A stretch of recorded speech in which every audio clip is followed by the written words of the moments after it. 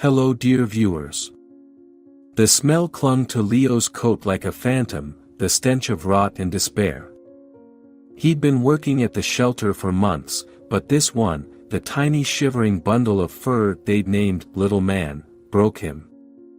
He was just a puppy, barely 2 months old, his eyes wide and wary, his thin body barely holding on to life. They'd found him in a garbage bin, nestled amongst discarded food and rotting plastic, his tiny whimpers lost in the cacophony of the city. The vet had said he was lucky to be alive. His body temperature was dangerously low, his ribs sharp against his skin. The drip hummed in his tiny body, a lifeline against the odds. Leo sat beside his cage, watching him sleep, a tiny sigh escaping his thin chest. This was the face of neglect, of indifference, of the world's cruelty. Days turned into weeks, weeks into months. Little Man, as he was affectionately called, slowly came back to life.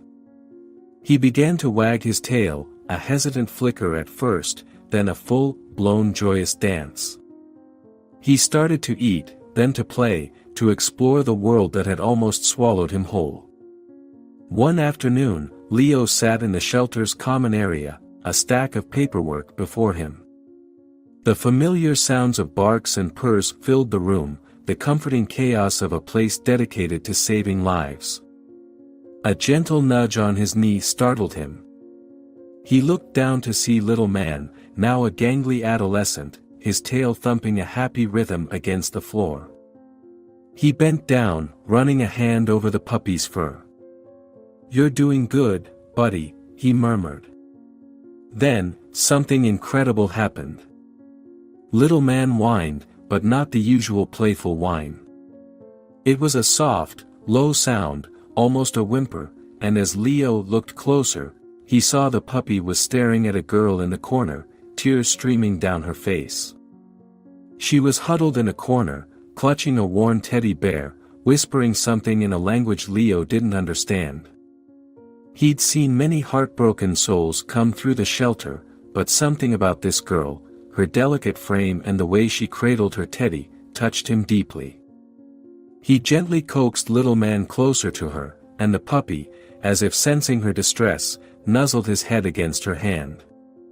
The girl's tears stopped, her gaze shifting from the puppy to Leo. He's like me," she whispered, her voice choked with emotion. Leo smiled. He knew exactly what she meant. They were both survivors, both carrying scars, both searching for a little bit of love and hope. He took her hand, and with a whispered promise, they walked out of the shelter together, a puppy leading the way, his tail wagging, the sound of hope filling the air.